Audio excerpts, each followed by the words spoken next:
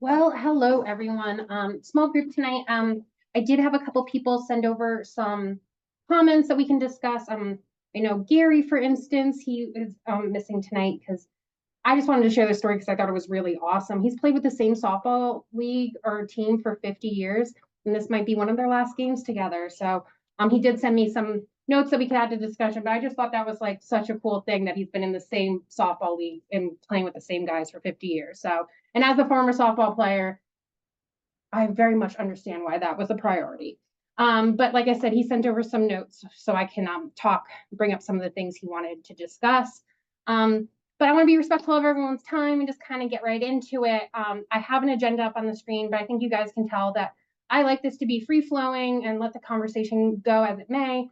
There's just a couple like housekeeping items I just want to touch base on, and then we'll just start discussing some more. And like I've said before, what is a Zoom without a PowerPoint? So I have a PowerPoint, though it's not very necessary today. Same thing as normal. Be nice to everyone. We're all here for the right reasons. We may have different perspectives, but just be respectful of people's opinions. The share drive is still active. That went out in the email that went out last Friday. So you guys can access your share drive or the share drives of other groups to see, what information they're putting in there. Because there is some of the stuff like overlaps a lot. I tried to put in between the groups because everyone's talking about similar things, but there are individual things within those groups. The summaries all also went out in that email, but it's also on the website on OPI, so you can access the summaries for our group or other groups. And then I want to touch on two like things I just want you guys to keep on your mind for the rest of July and going into August. I'm going to be sending out a survey. And originally the survey was, the purpose of it was to improve this working group or other working groups we're doing. We haven't done one quite like this. So, I want to take lessons learned and improve and everything like that. The other thing I wanted to add an aspect to the survey was, and where I want your guys' feedback the most, is although a lot of people were involved in this by email, joining this online and so on, there's a lot of people we also didn't reach. So I wanted to build a survey based on the topics we talked about and then ask you guys to, one, take the survey, but also push it out to members of your community, whether that be within your school, neighbors, whatever, to try to just gather as much feedback from as many people as possible. And again, not always the usual players.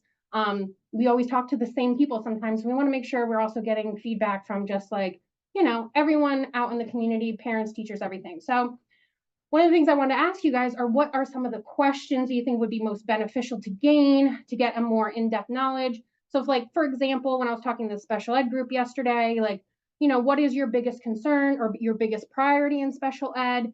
We'll name out the top 5 things that were brought up within the groups.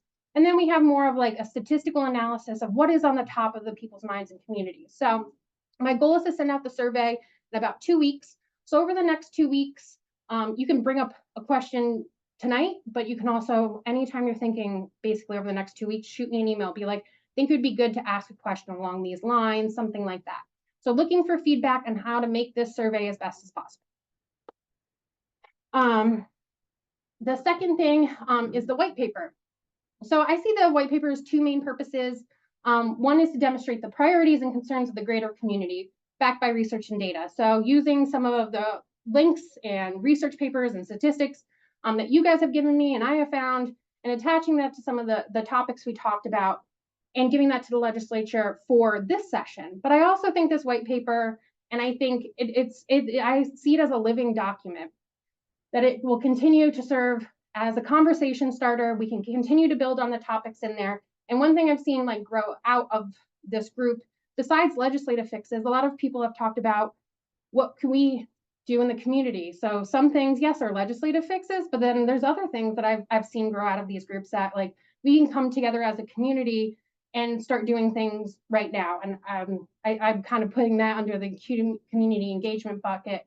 But I think those are all things that'll be part of this white paper that will serve as an ongoing conversation. But my goal is to have the white paper drafted by mid-August to send out to everyone in the working group to give feedback on, see if I've missed anything or you have new ideas and we need to build out an area.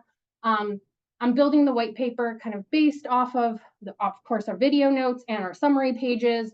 So that's why I also encourage you to take a look at some of our summary pages and just see if there's really something sticking out that we haven't missed or we need to build upon. So this is the May summary.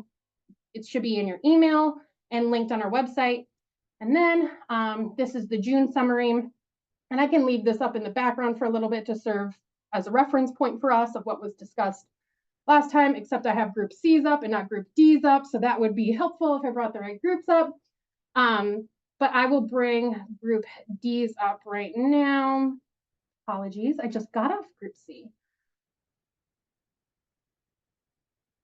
There we go. Thank you for your patience with that. So here's our summary for this group's. A lot of the things that we've touched on previously and built upon, but now I'm going to stop talking and let you guys talk. I'll leave this up on the screen for now. You can look at it now or just, again, review it and say like, oh, there's something I feel like there's really missing. Obviously, we're going to go into more detail in the white paper. These are just kind of the overarching things that we've talked about. So again, I will stop talking and see if you guys have any questions over the things I just went over. Otherwise, if you guys have something that's really on your mind, kick that off too.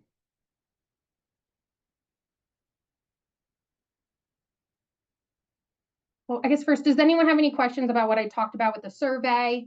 Does that make sense, what I was looking for feedback from that?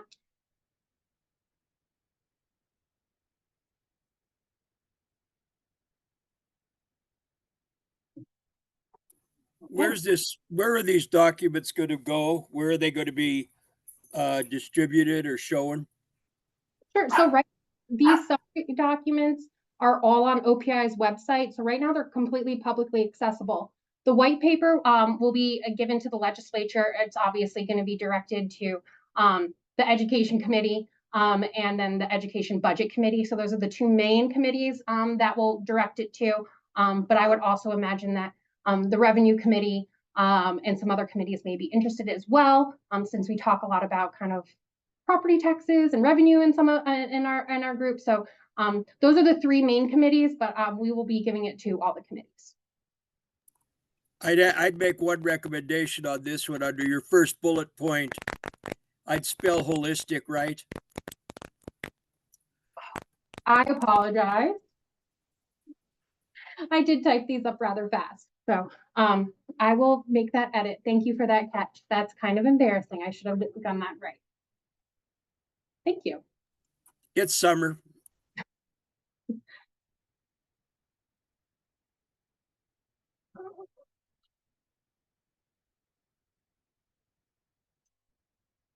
Well, I know, so like I said, Gary, who's a member of this group, did send over some thoughts and ideas. And I could bring up his email, but it's a little bit paragraphy. So maybe I'll kind of summarize some of the things that he mentioned that have been talked about in this group and other groups. But one of the things that he found really interesting from the previous discussion was building out the funding formula more specifically for, AA, A, B, or C schools, and having the formula be more responsive to the differing needs of those schools. Obviously, that can complicate the funding formula more, but he found that very interesting, and to possibly account for the different needs of the communities, the extracurricular activity needs in the different schools and stuff like that. So he thought that was interesting topic to dig further into. So I wasn't sure if any of you guys had any further thoughts about that.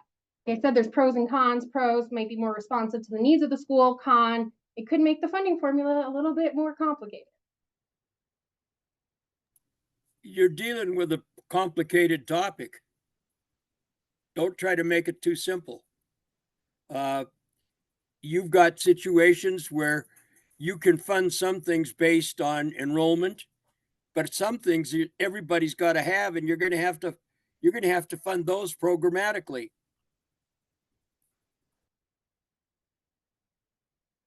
And that's something another group brought up as well. So for instance, like the Indian Education for All is funded per pupil. So the school gets a chunk of money for each student to provide Indian education.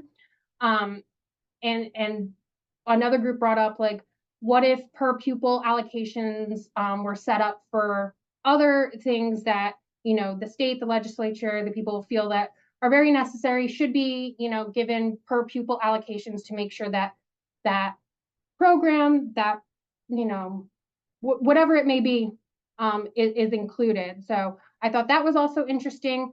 And they talked about per pupil allocations from everything for like extracurricular activities, but also per pupil allocations for, technology or safety. That was something brought up a lot, that the increased costs of technology, but also the increased cost of technology within the safety realm, the cameras, all of that. It's all an important and necessary piece of the funding puzzle. So someone brought up having allocations per pupil for things like that.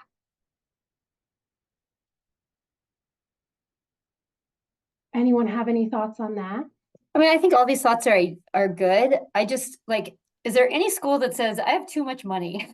Like, we're like this group. One of the things that's hard, I think, is you're looking at this tax burden and things that it's like, okay, you change the formula, but until you change the amount of money, we're still stuck with some of the same problems.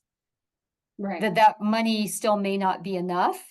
So I guess my question is, are there any pots of money in education already that are going unused?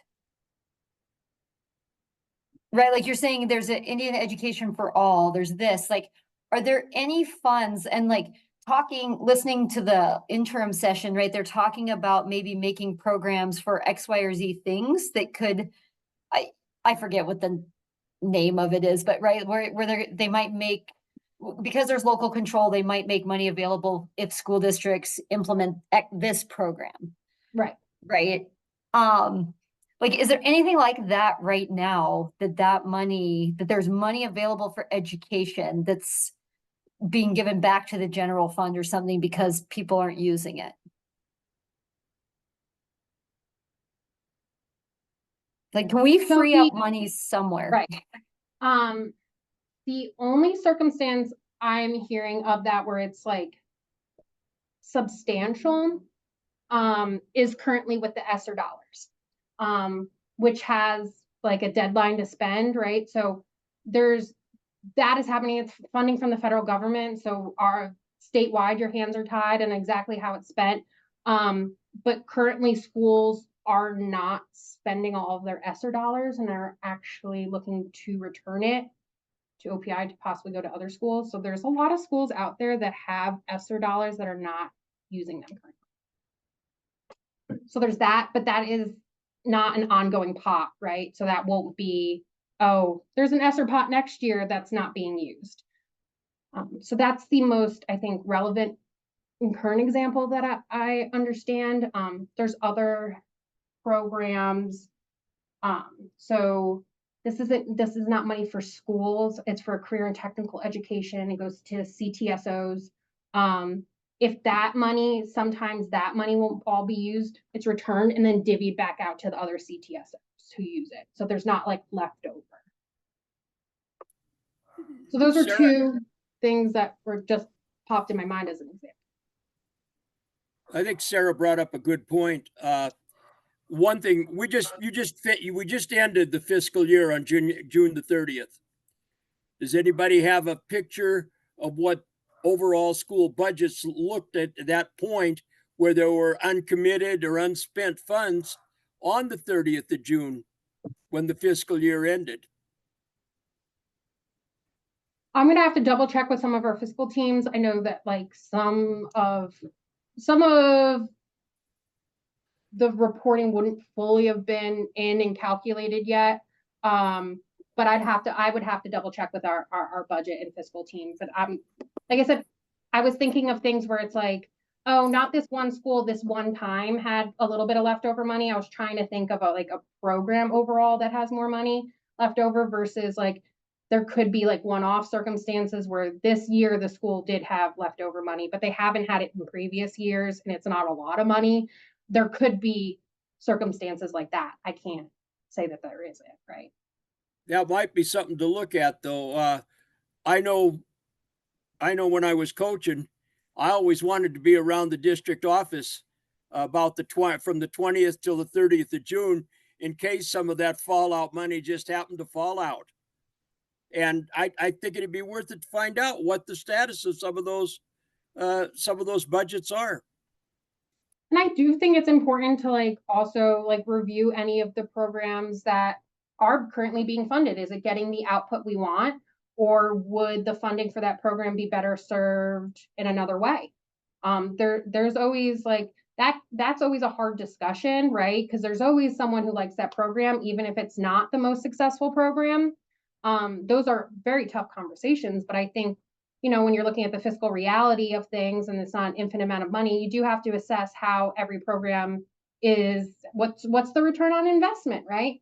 And seeing if that money again could be directed to a different program that might have a better outcome or may address the needs that our schools are currently facing better. So I think an overall assessment of looking at some programs would be very smart at the very minimum. Or I guess on the same token, I mean, this might be getting off topic, but you know, it seems like school-based services, I mean, we found during the pandemic encompassed everything, right? Like, I mean, there's so much housed there. Like, is there a way to look bigger into maybe other agencies to see if some of those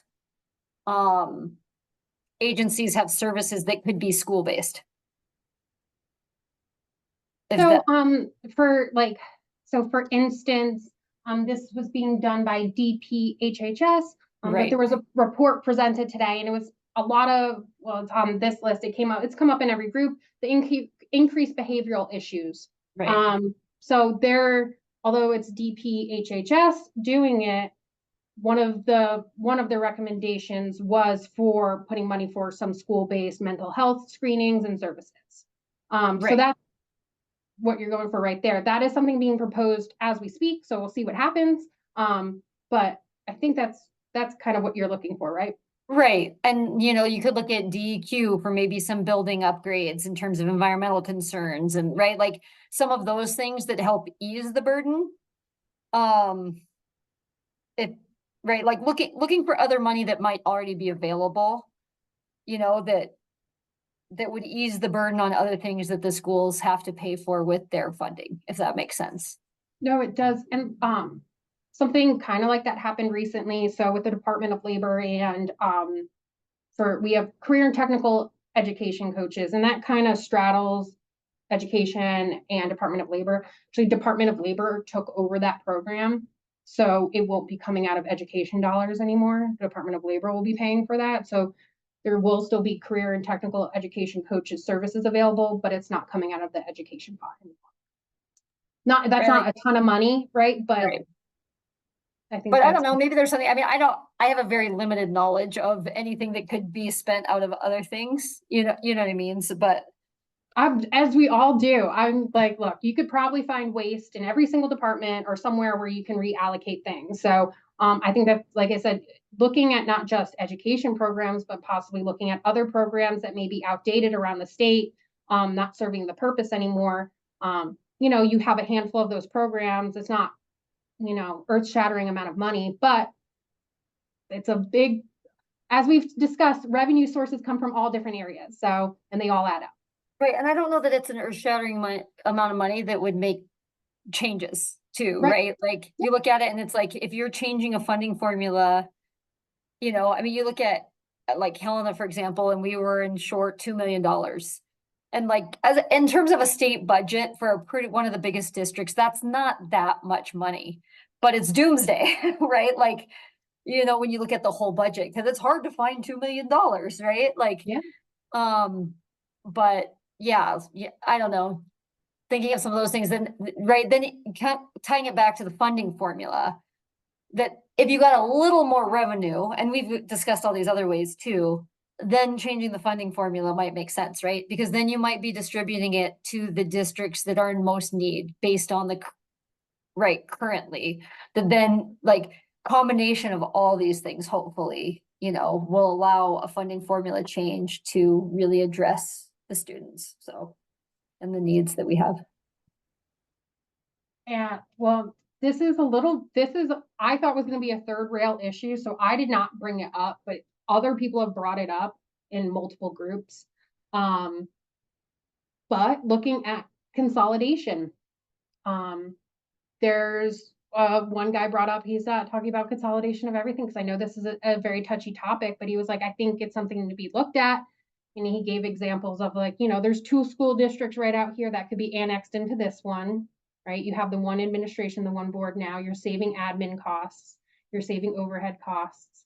And he did his own math and he said, actually, I think it'll actually save property tax dollars too. It could save. So it was just something interesting. And I know it's a hot topic and it's a sensitive topic because schools are, can be the center of the community. But it was something that a lot of people brought up, surprisingly. So just what are your guys' thoughts on looking at possible, like at least a look at where consolidation could occur, knowing that Montana, for the population, has the most school districts, so 400. So for instance, Hawaii has 1 school district. Isn't that interesting? So I just wanted to see the tenor of how people felt on that. It's also got a large area over which those districts are interspersed. I've been in situations where I've had to close schools. It's not a fun thing to do, and I'd rather try to find some other way to fund things. And I don't think that people are looking at like consolidation as in closing schools, but consolidation as in consolidation of districts. So keeping the same amount of schools, but reducing the number of districts. That's what that creates a political situation that I wouldn't want to be a part of. Well, I know, and they all said it. They're like, we know that. They all said it like, we know this is going to be a hot topic, and it can create a lot of emotions. But they also said maybe it's something we should look into. It might not be across the board, but there might be pockets of areas, right, where it makes sense. But just the people thought an analysis into it might be interesting. Because I think the last analysis on something like that was done like 20 years ago. I think I think there might be situations where it would be feasible and okay, and I think there might be some that aren't. I think it depends, right? Like you look at Montana and people do have their community identity, right? So I agree that there's going to be a lot of reluctance. My sister lives in Las Vegas and they have a huge school district. Yes. And she was talking about, her kids were right in Las Vegas, so they go to really big schools. But some of the outlying schools that are in that really large Vegas district, they started making blanket policies that work for most of their kids because they're in Vegas. But these small schools outside, those kids are like some of the policies they're making that work in the big schools, right? It'd be like making a policy in a AA that doesn't work in a C school. They were not letting teachers travel anymore, like we were talking about, to where you could share teachers between schools because they have a specialty.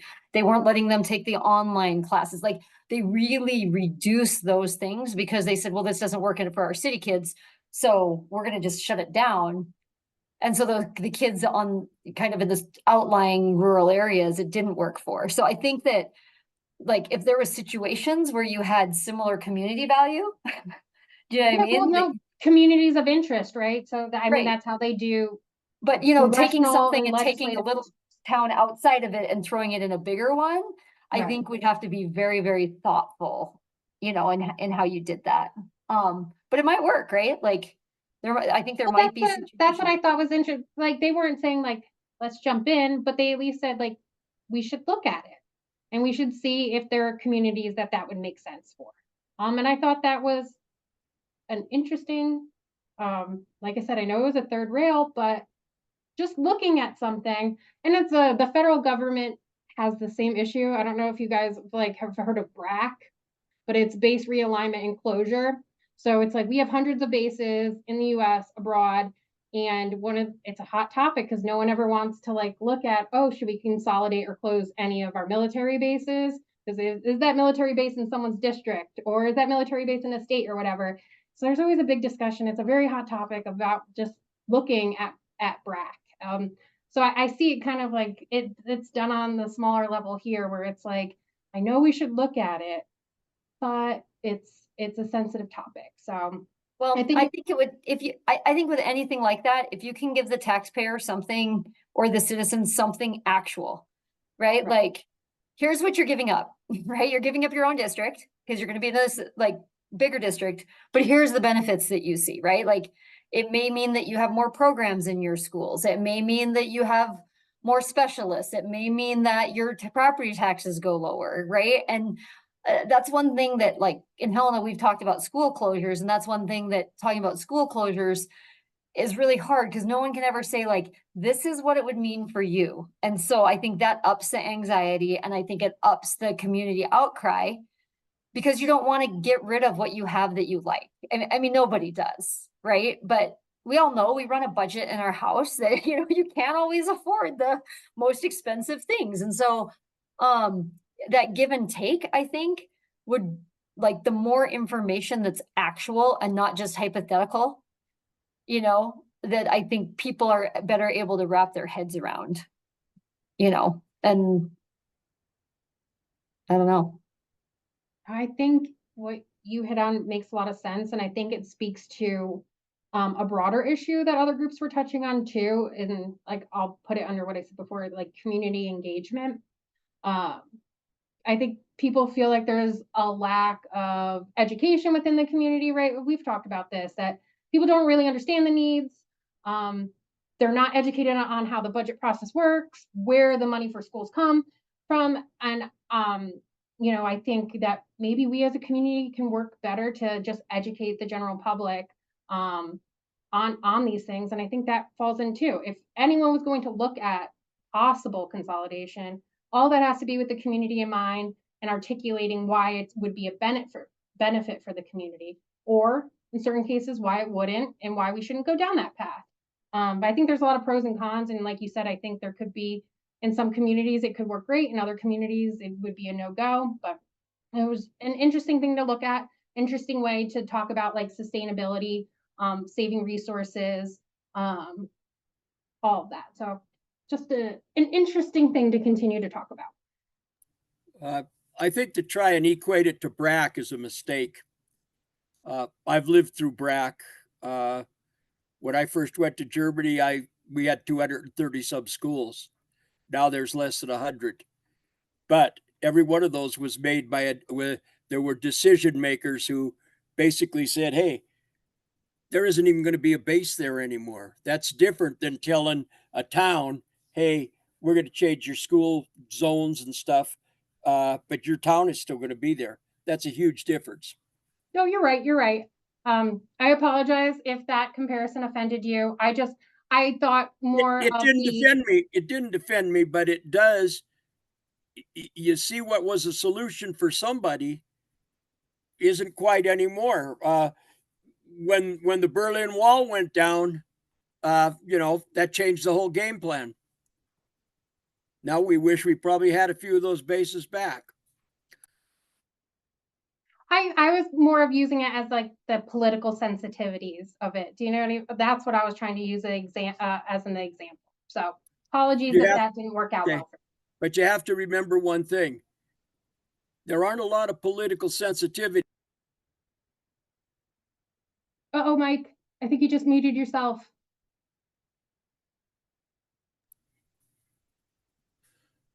Oh, there you go. We missed the second half of your sentence. I said, Oh. In the military situation, they've all got a boss.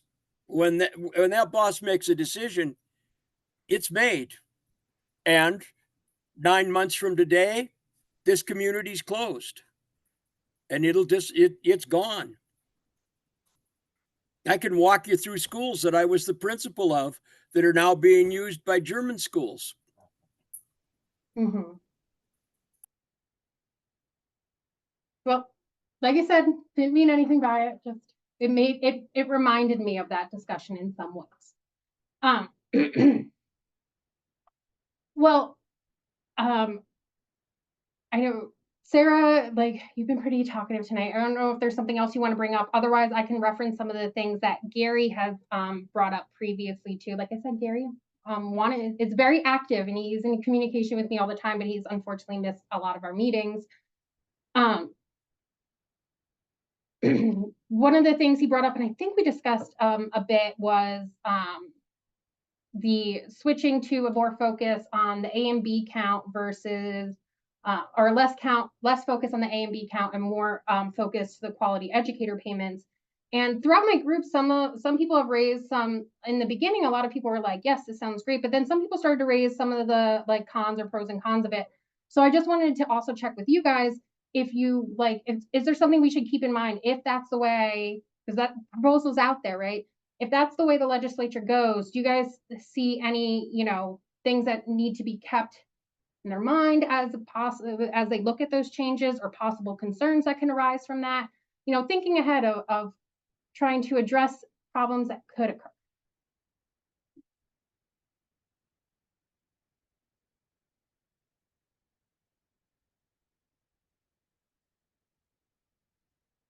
Yeah, so everyone likes that idea? Can you give a little bit of overview of what they're looking at with changing the quality educator payment? Sure. Well, and just like a really broad, so this is a proposal that was presented by Lance Melton during the Constitutional Players meeting a few weeks back. But in short, what it was looking at was, right now, a lot of the funding is based on the A and B count. What they're looking is reducing the reliance on that, and then upping the quality educator payments and expanding the eligibility for that. So the more of the school's funding is weighted on the teachers that they are hiring at the school, and a little bit less weight is put on the students, the count of students attending that school. And there's a lot of things. It's a big proposal, so, and I put it in there, but. Is it up to the district to decide how many educators they have? Like, how do they? I'm gonna have to revisit. I don't remember off the top of my head how they address that. I apologize. I should know that.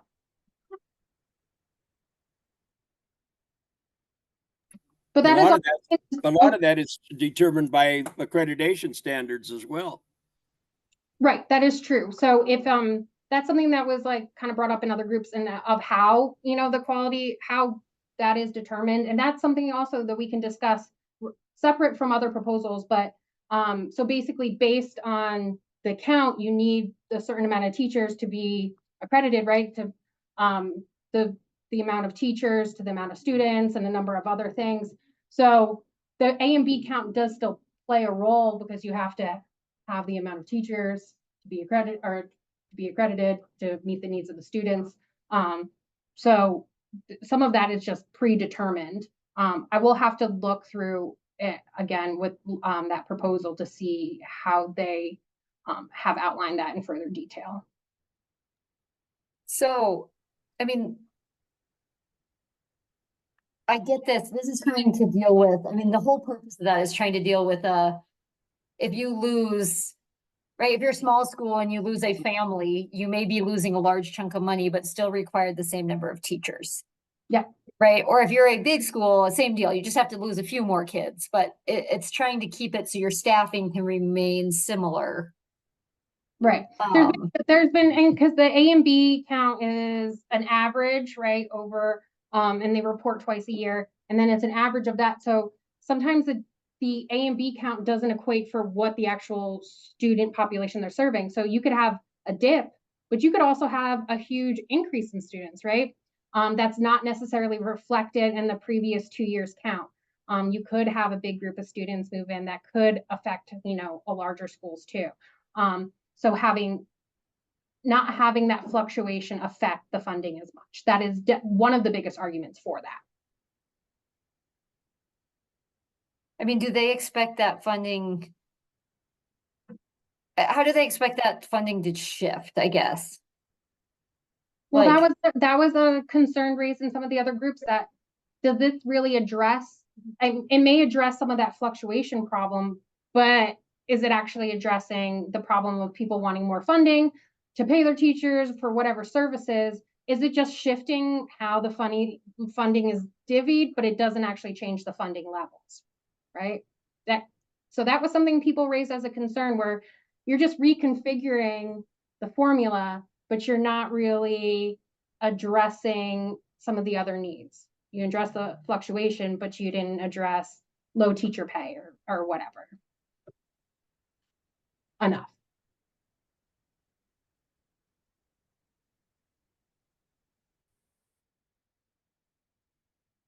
But I think, Sarah, what you're going for right there was something people raise. They're like, okay, you're playing around with the formula, but it's not addressing everything.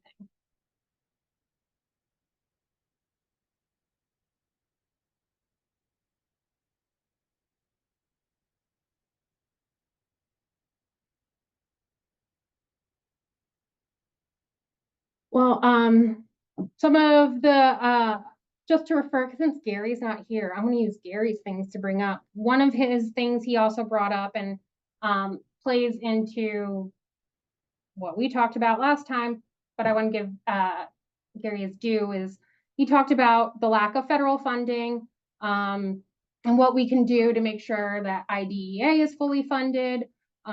Other groups talked about how IDEA kind of comes into that underfunded mandate.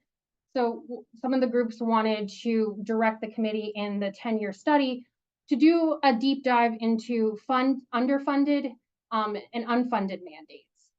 So there's one lady who's really interested in the gifted and talented program, and she's really highlighted how, like, yes, there's funding there, but the funding doesn't equate to what they should be providing and were required to provide as services. So looking further into what federally and state level are underfunded or not funded mandates.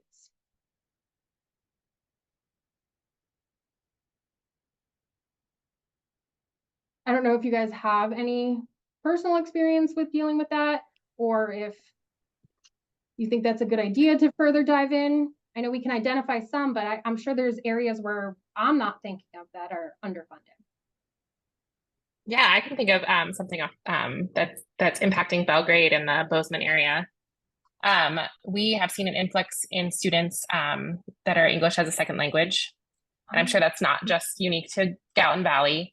But the amount of money we receive for the students doesn't allow us to even pay for one teacher. But we have so many requirements for what we're doing with students that come in without having English to learn English as their second language. So I think that's one of the things that is impacting a lot of our communities right now. And we are having to pay and acquire English language teachers, but we just don't have the funding to fully support them unless we're digging into our general fund.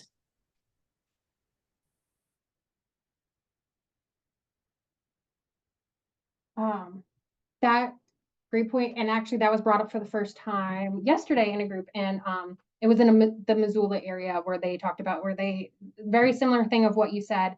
And one of the things they also talked about was the diversity of languages too. There's one of the anecdotal stories was one teacher was like, I had to speak 8 different languages today. And maybe speak is being generous, but basically he had to figure out how to communicate with students in 8 different languages. So that was also anecdotally brought up yesterday. So great point to build upon that. So I think also requesting that the 10-year study do a deeper dive into that. There was a couple other areas that people raised where they wanted them to look into other areas. So if there's anything like that too, so we obviously have the bigger things that we're looking at, but there's also, we can request the committee or the study to look into things further where we might not have all the information, or it might be just better to look at it holistically, Mike, and I'll make sure to spell it right next time, but look at it holistically of where the underfunded and unfunded mandates are. Well, I think a thing that you're talking about too, as far as where you're funding, and I agree with the thing on the ESL. I've been in schools where you had 30 different languages, and I felt sorry for the ESL teachers. But I think another thing we've got to start to look at is what's it going to look like 10 years down the road? What's AI going to do to our schools over the next 5 years, 10 years, 15 years? We're going to be playing catch up if we don't start to anticipate some of the stuff that's going to hit us. I think that's a great point, Mike, and also brought up yesterday. And we talked about it in two different ways. One, where technology is harming our students, but two, where technology can be utilized to benefit our teachers. One with the cell phones and the bullying and the distractions and all of that, the effects on mental health and just, the outcomes in classes. So one of the things brought up, and I don't know, I actually do believe that this is used in some schools in other states. Some schools have utilized it, and some states have gone so far to ban cell phones in schools. But one of the compromises was using these bags. I forget what they're called, but they use them in concerts and like comedy shows. You put your cell phone in the bag and you can't use it unless emergencies or something. But it was an interesting way to look at the impact of cell phones and how to reduce the impact of like social media on kids. And the other thing that was brought up is how possibly and there's a lot more technology that I'm not aware of, but how just AI in general could possibly be incorporated. And I know that, there's systems that are updating here at OPI and throughout the Montana state government to try to simplify some of the data and reporting and all of those requirements that take teachers' time away from students. But I also think we need to look at how AI can also maybe assist teachers in some of these reporting requirements and stuff like that, where we have to, it's newer and it's scary to integrate that, but I think there could be ways where AI is integrated that save teachers time in that administrative work, and then they can spend more time where they want to actually spend their time. You might want to carefully monitor what happens in the Los Angeles City schools this new school year with the ban on cell phones there. Yeah, I think one of the Carolinas was doing it as well. So I think there'll be a lot of good data and experience from other states that maybe we could learn from and be inspired by. I'm always a big fan at looking at what states do and not just where they succeed, but also where they fail. So we can learn a lesson without having to take the lumps and bumps.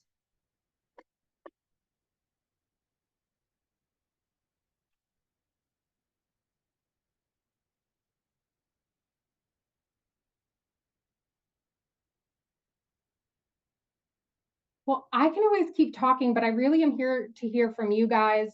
I know there's a lot of things we're rehashing. So one of the biggest things I want to ask you guys is, where have we not hit that are really important to you, to make sure that everyone's voice is expressed in the white paper? And there's going to be ideas in the white paper that probably can contradict themselves because it's from such a broad group, but I think that's great too.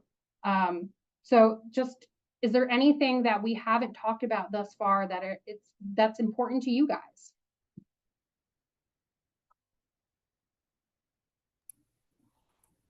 I think it's important that as that white paper's put together and when it's finally disseminated, you still have to realize it was written by 9 blind men describing an elephant. And you've kind of got to be careful with the way that's going to come out. Of course. And we've always talked about how, this is not an end all be all. This is, I think, where the superintendent saw a need of bringing in voices that maybe haven't had an opportunity to be heard. And I think it's important that that's out there. And I also think it's really important to talk about ideas out in the open. That's where we flesh them out. And that's where I see this white paper of being a benefit, is having a lot of ideas out there. Some may be good, some may be bad, some may be half-baked, some may be fully baked. But I think having these conversations is where a good compromise can come out and where a path forward comes out. Because like I said in the beginning, there's a lot of different opinions. So I think taking that all into account when we go forward is really important. There's a lot of voices in the room, and we should make sure that all are heard as much as possible.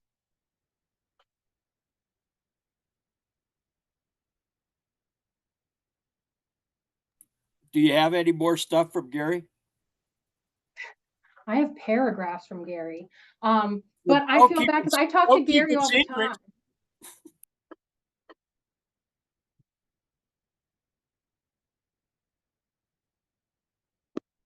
Well, Yeah, I feel like I was gonna say, I feel like I've talked a lot, so I'm trying to listen for other people. Last time there was only 3 of us on the meeting, so I talked a lot then, so I'm trying to. I know. I'd like to hear other people's. I know, I appreciate that. And Sarah's so active. So again, I gave her a shout out last time, but like she's always up at the Capitol engaged and knows this stuff better than me. So that's awesome. So great, all-star, always involved. That's awesome.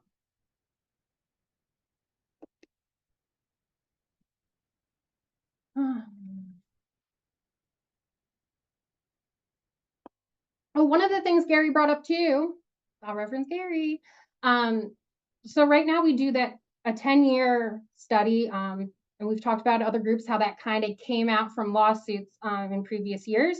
But he was mentioned that 10 years is not often enough. So he was talking about doing it every 4 years. So looking at doing kind of an overview every other legislative session.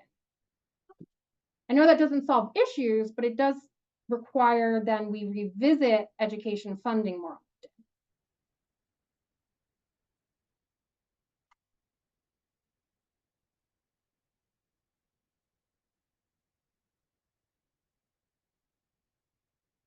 Well, I guess no one's opposed to that idea. Becky, talk. Oh, I was gonna say, I mean, I'm not opposed to reevaluating. I think my one concern would just be that how much money would go into restudying it every 4 years, because it's not like it's a free process. And we do have to spend money to evaluate this. So I would be concerned that it would just be a lot of money that we're spending every 4 years to reevaluate. I think if we can, I don't know, I think that it's important to look at it and maybe acknowledge that, yeah, things might have to change before those 10 years are up, but doing a full study every 4 years just seems financially challenging. Very fair. We don't want to pay a lot of money just to talk, do we?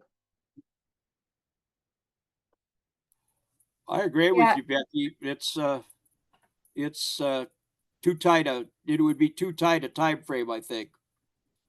Because any of these changes that you try to implement, it's going to take you a minimum of 5 to 8 years before you see what the effect of it is. Very true. And you're right. There was a number of, for instance, there was a number of education bills passed in the last session. And due to like the implementation dates set in statute and a lot of them haven't even gone into full effect yet. So we'll be coming up into the next legislative session, and we won't even have a full view of how some of the bills passed in the last legislative session and how they fully fleshed out. We won't have the full data to be able to tell yet. Obviously, to have a good data set, you need years. But some of the things, like I said, some of the things we passed, like we won't really see their implementation and how it's affecting schools really happen until while we're in the heat of the legislative session. So, and so that's a very, very good point, that it does take a couple years for even smaller bills to see, you know, the effects, good or bad. Yeah, I mean, they're required to every 10, but they can anytime, right? Yeah. So I don't know, requires a hard word. Like, it's like, is there a way to encourage reevaluations of things that aren't working? Right? Like, do you know what I mean? And I feel like that's what the public does. I feel like the public does bring to legislators' attention things that are not working in their communities. So I don't know, like, is there a piece of it that you could take that would be helpful? That's not a full fleshing out of everything. Like, right, I was trying to think if there's something on a shorter term scale, like an interim point at 5 years, if you could do something small. Like, because I agree with the other two that it's a lot, it's a big ask and it's a long time frame. And like, are you really like? Yeah, no, that's a good point. And then maybe there's other things that can kind of serve as smaller reviews. I know, I think it's not what they're doing with the constitutional players convening, but it was a little bit, right? So they brought the constitutional players together to kind of revisit what they were working on in the previous session and what they can expand upon. So there are ways that are already happening, that there's little pieces that are being revisited or being examined. So that does occur now and can occur whenever the legislators like it. Like you said, they're required to do this every 10 years. But at any point, can they review programs? And they're obviously having interim session right now. So even when they're not in session, they may not be able to pass the bills, but they can still do the review. And that's what a lot of them are doing now with different things, or maybe not education related, but the revenue committee right now is looking at property taxes and what happened over the last 2 years, and the pressure that's putting on the community. So they're revisiting all those things right now. So like you said, they can do that at any time with anything.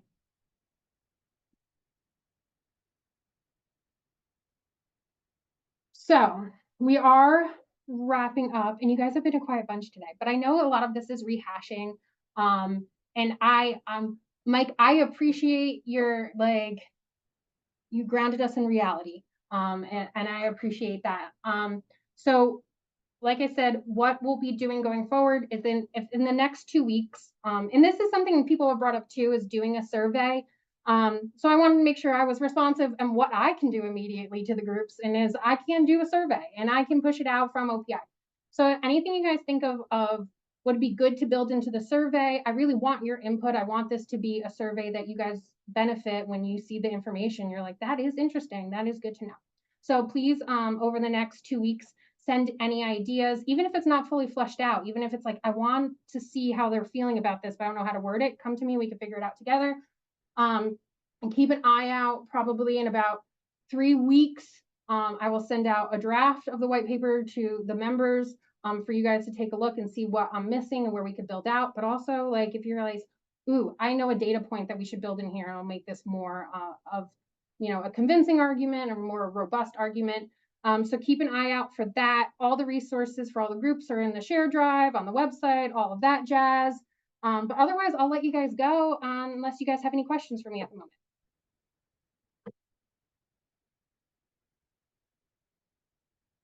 Awesome. Well, again, I really appreciate you guys participating in this. I know you guys take time out of your busy schedules to listen to me talk, and that's probably not fun. But I appreciate this first time we've done something like this, working through all the bumps and me learning a better possible way of doing this going forward. I appreciate everyone's patience with me and just being great. So other than that, enjoy your night and stay cool. It is hot out there. Good night, everyone. Thank you. Bye, everybody.